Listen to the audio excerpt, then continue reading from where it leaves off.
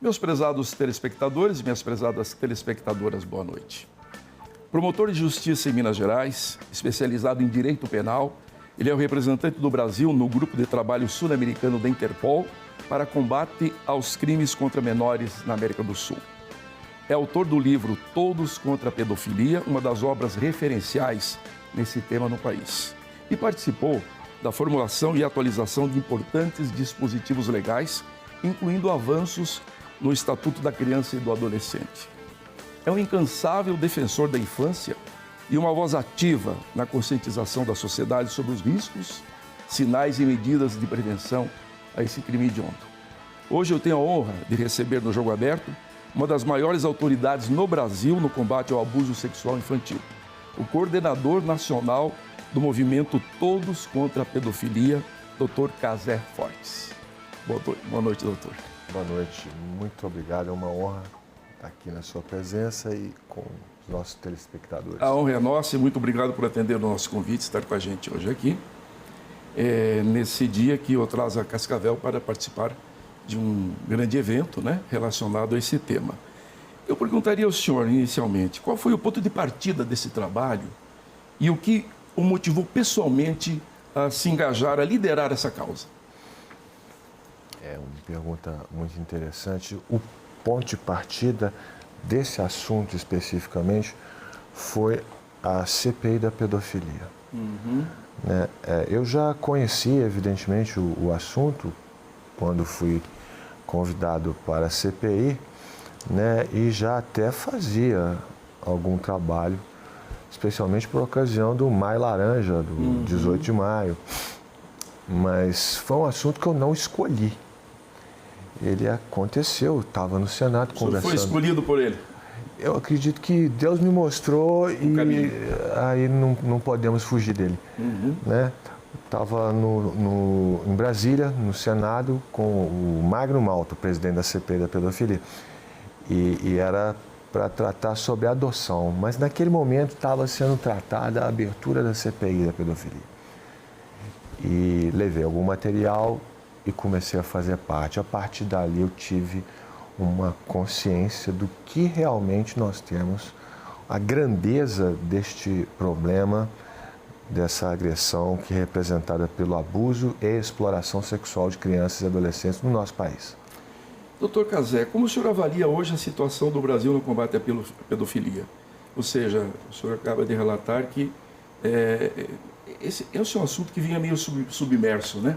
Ao longo de décadas, né? Meio ali na penumbra, na sombra, um assunto um pouco indigesto para todo mundo, mas que ganhou espaço, ganhou relevância, ganhou apoio da sociedade nessa luta. Agora, o Brasil avançou ou ainda temos um caminho muito longo pela frente na prevenção, identificação e punição desses crimes? Avançamos e temos um caminho muito longo. Historicamente, esses delitos são escondidos, são relegados, são ali debaixo do tapete. No meu livro sobre isso, eu coloquei lá que desde que existe registro histórico, existe registro de abuso sexual, de exploração sexual de crianças e adolescentes. Não é novidade. Só que parece que antigamente tinha menos e hoje tem mais. Na verdade, está aparecendo mais hoje. Isso é resultado da conscientização das pessoas. É o mesmo caso similar da violência contra a mulher, né? Sempre existiu e agora os mecanismos de denúncia propiciaram que isso viesse mais à tona, né? Sim, e foi também colocado, visto de uma maneira específica. Acho que apareceu até muito mais do que a violência contra a mulher, que a violência contra a mulher aparecia não de forma específica, e menos, no geral, sim. Mas contra a criança sempre foi vítima histórica, a maior de todas, vítima de todos os tipos de crime, principalmente de crimes sexuais. Isso muitas vezes visto com naturalidade por certas sociedades, por certas pessoas, como acontece até hoje. E, infelizmente, não há um plano governamental suficiente. Nós não temos esse plano hoje. Existem alguns planos, Sim, etc. algumas ações. Mas ações verdadeiras e eficientes são poucas. As ações, às vezes, parecem mais... aparecem em maio e etc., mas as providências perenes, né, acho que ainda estão muito aquém do que deveriam ser. Doutor Cazé, dados apontam que a maioria dos casos de abuso sexual contra crianças ocorre dentro dos lares, o que é mais dramático, né? Em se tratando de abuso, sim. Exploração já é uma situação mais ampla, né? Assim, considerando que abuso é aquele ato que implica no prazer do agente ou da agente quando o pratica e ou seja, prazer isso próprio. É cometido por pessoas próximas, né? Sim, porque a criança, só quem tem acesso a ela é quem tem uma certa liberdade, confiança né? dos pais, ou é um dos pais, ou é um parente, né? Quando se trata de criança. Né? Ou então uma criança infelizmente negligenciada, que nós temos muito também. Sim. Né? Agora, a exploração sexual, que é a exploração econômica, ou seja, a gente ganha dinheiro. A venda daquele corpo. Isso, a prostituição de crianças e adolescentes, o tráfico de crianças e adolescentes com fins sexuais, a pornografia infantil, que é um mercado milionário no nosso país. Essas aí acontecem em todas as classes sociais, todas as idades. Agora, quais os sinais? Eu até escrevi no roteiro aqui, os pais responsáveis devem ficar atentos. Se trata, às vezes, os pais estão envolvidos, né? Lamentavelmente. Tristemente, quando a gente fala isso. Pais, avós, tios. Acontece. Os cuidadores, digamos, aqueles supostamente cuidadores dessas crianças, devem estar atentos para identificar esses possíveis abusos. Seja no caso da exploração, seja no caso do abuso sexual, seja no caso da exploração da prostituição de crianças e adolescentes. Isso é importantíssimo, porque uma criança dificilmente relata que está sofrendo abuso ou mesmo sendo explorada, porque ela não entende o contexto, porque ela tem medo, porque ela tem vergonha. A gente tem que estar atento a sinais, para ser bem objetivo, comuns a trauma. Por exemplo, se você tem regressão no comportamento infantil, né? Já tinha parado de fazer xixi na cama, volta a fazer. Ou então a criança quer evitar certa pessoa, certo local, são sinais de trauma. E o mais característico, o sintoma comportamental mais característico, o comportamento sexualizado precoce, que também pode ser demonstrado com brinquedos, com desenhos. Eu tenho uma coleção de desenhos feitos por crianças que sofreram abuso.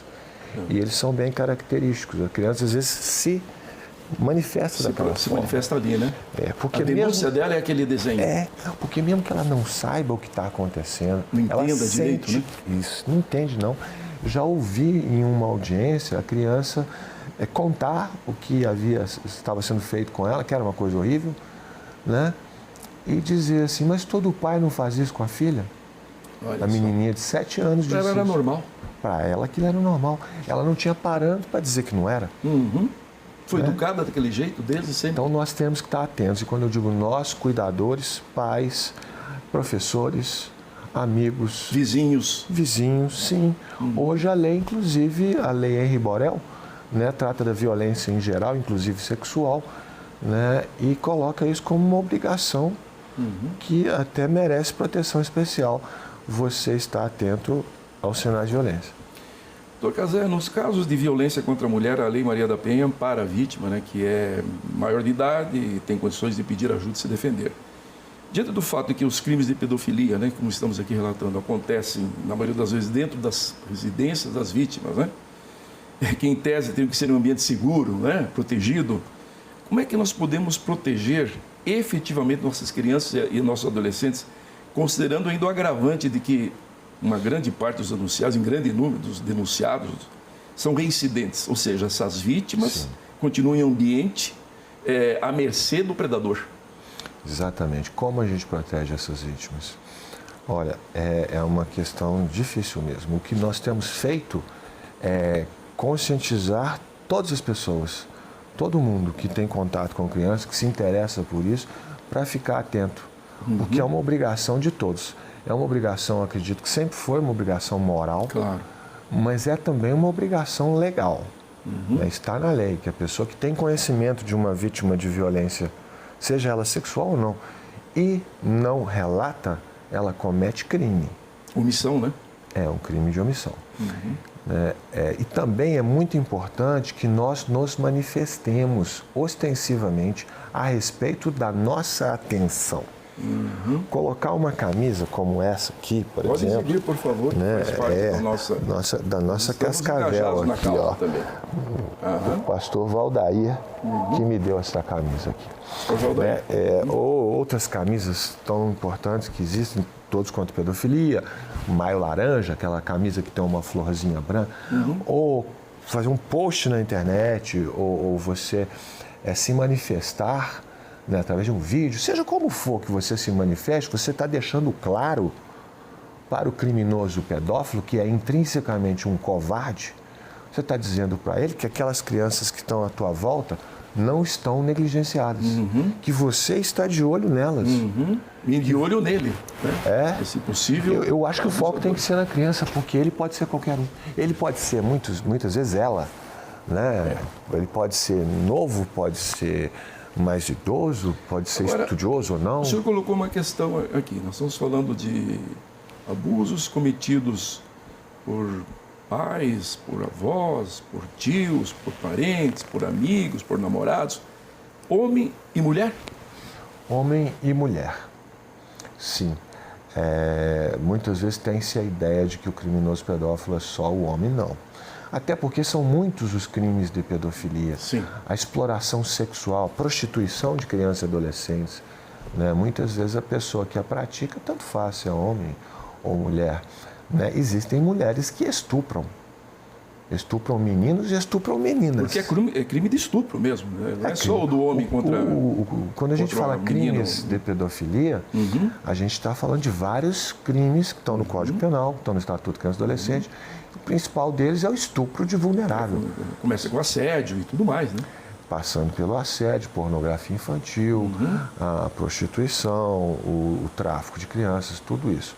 Né? Mas são crimes cometidos por homens, por mulheres, né, às vezes pelos dois juntos. E nós temos casos aí de casais, né, que praticavam sexo, ou seja, estupro, de crianças bem pequenas, filmavam e exibiam isso em fóruns do Discord, por exemplo. Revoltante. Tem uma famosa, a Luciana Olberg, que foi colega de cela daquela menina Suzane Richthofen, né? Ela fazia isso com os dois maridos dela, eles formavam um trisal. E ela pegava crianças e os três em conjunto estupravam as crianças, filmavam e mostravam para os coleguinhas pedófilos na internet. Uma coisa horrível. Absurdo, absurdo. Nós vamos a um rápido intervalo comercial e já retornamos entrevistando o promotor de justiça, Dr. Casé Fortes, coordenador nacional do movimento Todos contra a Pedofilia. Até já.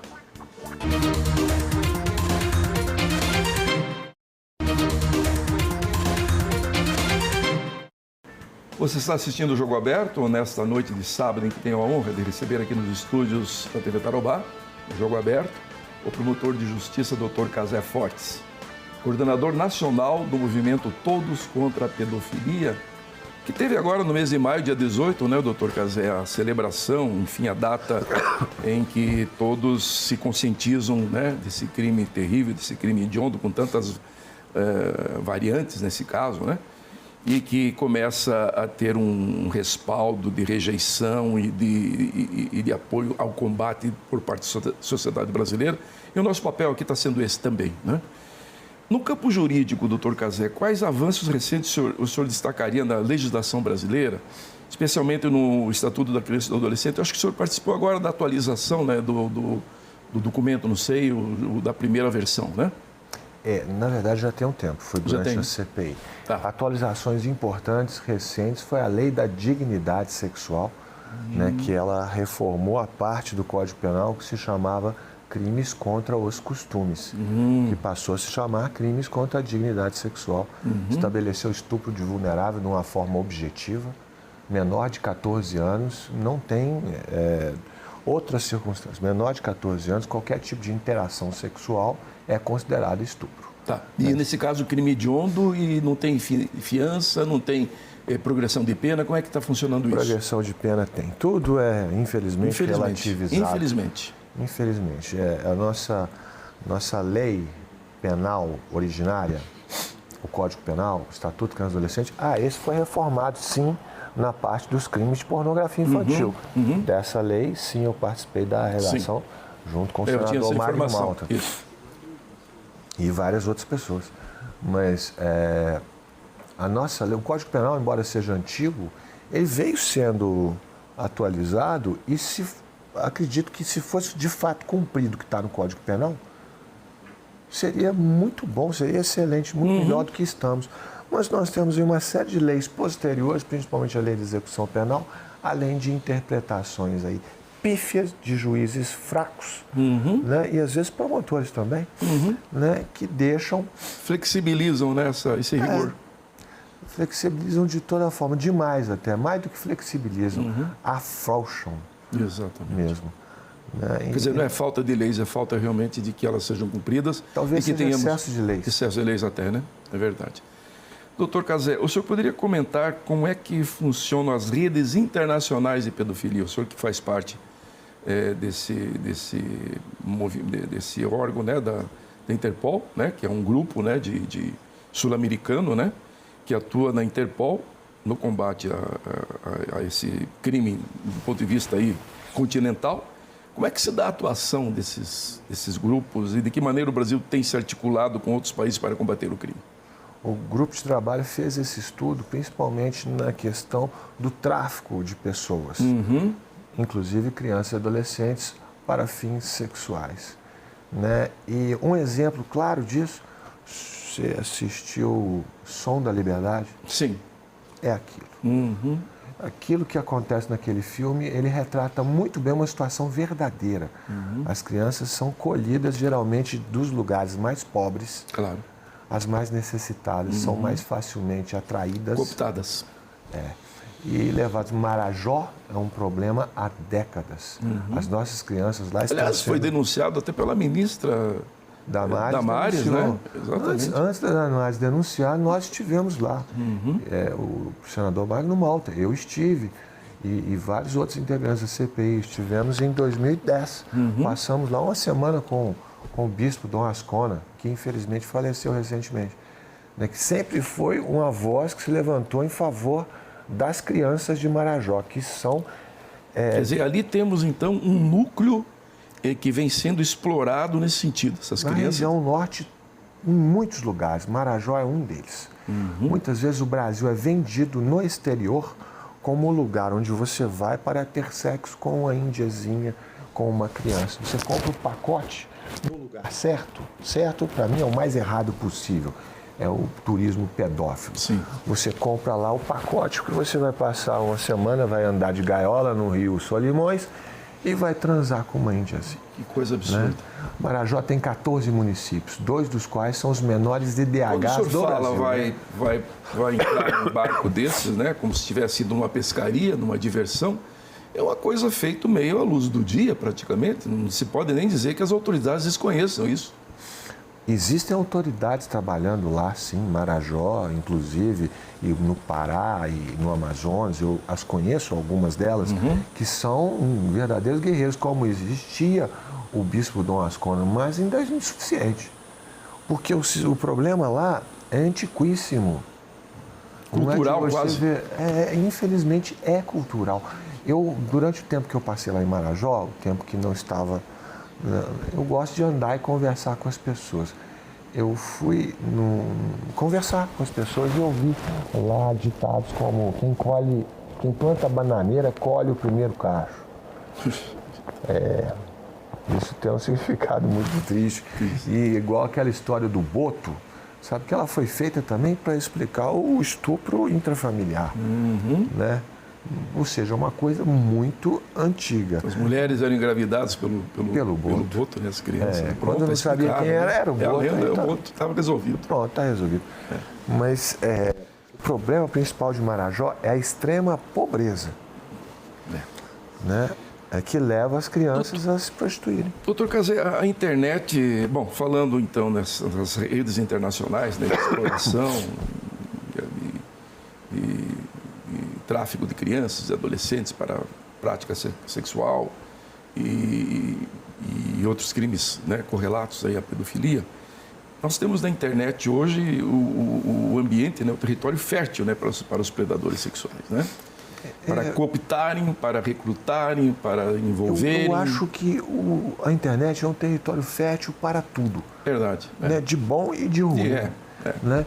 De fato, ela é muito usada para essa finalidade, mas também é muito usada no combate a esses delitos, porque tudo que é feito na internet, inclusive na Deep Web já é possível, né? Deixa rastro. Então, nós podemos combater. Ter essa ferramenta para poder combater, né? Sim, fala-se aí da regulação das redes. As redes são reguladas. Claro. Né? O Código Penal de 1940 regula a internet. A calúnia, a injúria e difamação estão lá no Código Penal, claro, está valendo. Então, acho que se colocar aí essa desculpa para regulamentar mais as leis, as redes, não funciona. O que nós precisamos mesmo é de educação específica desde a escola fundamental. Educação para o uso da internet, que é uma ferramenta fundamental hoje em dia. As crianças têm que saber usar.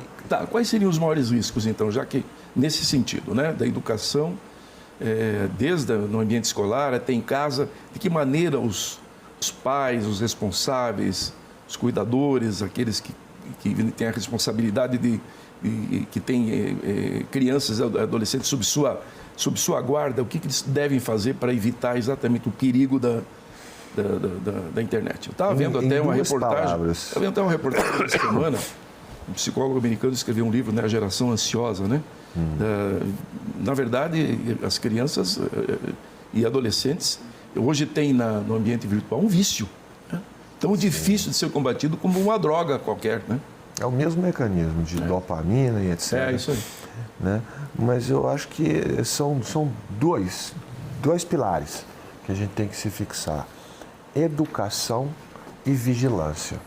Há que se exercer o poder familiar, o antigo pátrio poder, ou seja, os pais têm que disciplinar os filhos. Usar a internet, deve usar, precisa Vai ter que conhecer a senha da internet. Não existe senha para menor de 18 anos. Não pode ter, claro. Não pode ter, por causa do poder familiar. Eu já ouvi de uma mãe cuja filha foi enganada por um criminoso e remeteu fotos nudes, né, para o sujeito que as publicou. E eu falei: a senhora, de vez em quando, olhava o celular da sua filha, que a senhora deu a ela um instrumento muito poderoso, com 11 anos de idade. Então ela estava ali, tudo bem, desde que haja uma vigilância e uma educação.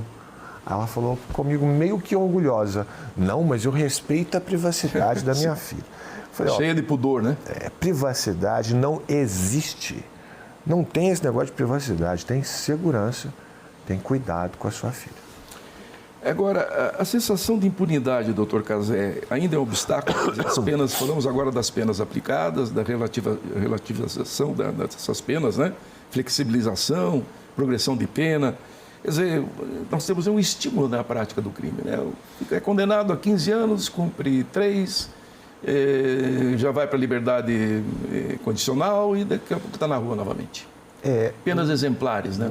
Nós temos um intrincado sistema de execução penal que prevê várias vantagens, indutos e saidões e saidinhas e comportamento. Bom comportamento é o seguinte: não matei ninguém.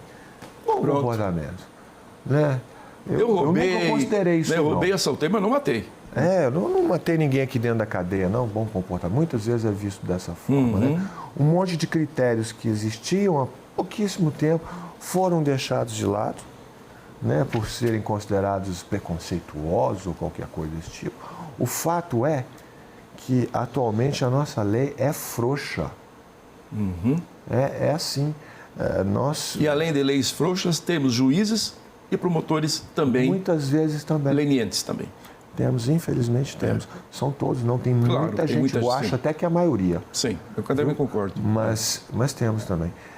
Porque o que vemos aí é que a gente realmente dá vida ali, luta, a polícia faz isso, a polícia militar, a polícia civil, a polícia federal, o promotor de justiça consciente, ele se esforça, ele luta de fato no júri, nas audiências, para obter a justiça, não é vingança, é justiça. Justiça, né? E muitas vezes, depois de toda essa luta, ele vê que o sujeito merecidamente condenado não vai cumprir pena alguma. Porque as penas estão ali. Não faz de conta, né? A aplicação foi feita, mas a execução deixa a desejar. Doutor Cazé, a gente está caminhando para o final, infelizmente, do programa. Esse é um assunto que nós conversaríamos aqui por horas, né?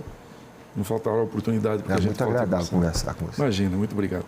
Agora, a pergunta é que certamente o telespectador quer saber.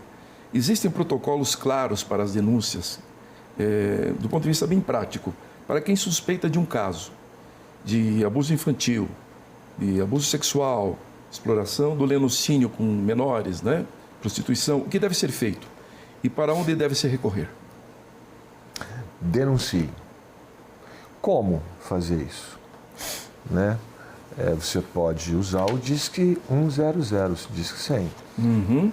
É um caminho bom. Uhum. Não é o melhor, não.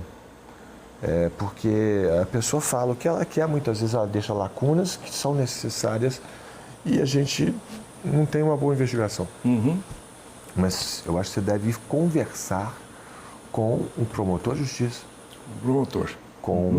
Pode ser um conselheiro tutelar, um policial, de preferência de sua confiança, né? Que o promotor, eu garanto que ele vai te dar uma resposta. Sim. Porque é a nossa obrigação fazer isso. Sim, com certeza. Né? E os outros também devem te dar uma resposta. De preferência fazer a denúncia em vários canais, né? Pode fazer também. Verdade, porque se os canais estiverem bem concatenados, como devem estar, e alguns lugares estão, né, elas vão se encontrar. Vão se encontrar. Né? Mas aí muita gente fala assim, mas eu não tenho prova, eu só sei isso. A sua palavra é prova. Não no Disque 100, que é anônimo, muitas vezes. Mas se você for lá e falar e assinar embaixo, é prova. É claro que não pode ser uma denúncia falsa. Claro. Né? Terá que ser corroborada, né? Responsável. Né? Mas a sua palavra é relevante e é prova e dá início a uma investigação. A palavra de uma pessoa é importante. Mas, última coisa, se você me permite. Sim. Sei que não é fácil fazer uma denúncia. Sei que não é fácil comparecer perante um promotor de justiça, às vezes, e falar de um assunto tão grave assim. Mas eu garanto para qualquer um que é muito mais difícil você saber de um caso desse e não tomar ficar quieto, né? Pelo menos para quem tem caráter. Dr. Cazé Fortes, promotor de justiça, coordenador nacional do movimento Todos contra a Pedofilia, foi meu entrevistado neste sábado aqui no Jogo Aberto. Obrigado, doutor Cazé. Seja bem-vindo mais uma vez. Uma honra. Obrigado aos telespectadores pela audiência. Um bom domingo a todos e até o próximo sábado.